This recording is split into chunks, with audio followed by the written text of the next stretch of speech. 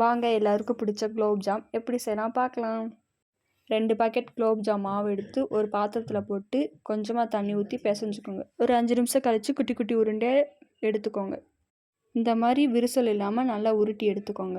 அப்போ தான் நம்மளுக்கு பொரிச்சு எடுக்கும் போது விரிசல் இல்லாமல் வரும். நெக்ஸ்ட்டு நம்ம ஜீரா ரெடி பண்ணிக்கலாம். ஸ்டவ்வை ஆன் பண்ணி ஒரு பாத்திரத்தில் 2 ஸ்பூன் தண்ணி ஊற்றிக்கோங்க. 3 கப் சுகர் ஆட் பண்ணிக்கோங்க. வாசனைக்காக 4 ஏலக்காய் தட்டி சேர்த்துக்கோங்க. ஒரு 15 நிமிஷம் நல்லா கொதிக்கணும். நல்ல எண்ணெய் தொடுற மாதிரி நல்லா வலுவலுப்பாக இருக்கணும். அவ்வளோதான், ஜீரா ரெடி ஆகிடுச்சு. நம்ம ஒரு ஓரமாக எடுத்து வச்சிடலாம். நெக்ஸ்ட்டு ஒரு கடாய் எடுத்துக்கோங்க. அதில் ஆயில் ஊற்றி ஆயில் நல்லா சூடானோனையும் உருட்டி வச்ச உருண்டையை சிம்மில் வச்சு ஒரு பொன்னிறமாக பொரிச்சு எடுத்துக்கணும். இதே மாதிரி எல்லா உருண்டையும் பொரிச்சு எடுத்துக்கோங்க. நெக்ஸ்ட்டு இது சூடு ஆறுனதுக்கப்புறம் நம்ம ரெடி பண்ணி வச்ச ஜீராவில் போட்டுடணும். நெக்ஸ்ட்டு 2 மணி நேரம் கழித்து எடுத்து பாருங்கள்.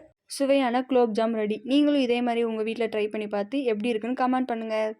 இதே மாதிரி மோர் வீடியோஸ் வேணுமா லைக் பண்ணுங்கள், ஷேர் பண்ணுங்கள், கமெண்ட் பண்ணுங்கள். மறக்காமல் நம்ம சேனலை ஃபாலோ பண்ணிக்கோங்க. பாய். சூப்பராக இருக்குது. இதே மாதிரி நீங்களும் போட்டு சாப்பிட்டு பாருங்கள்.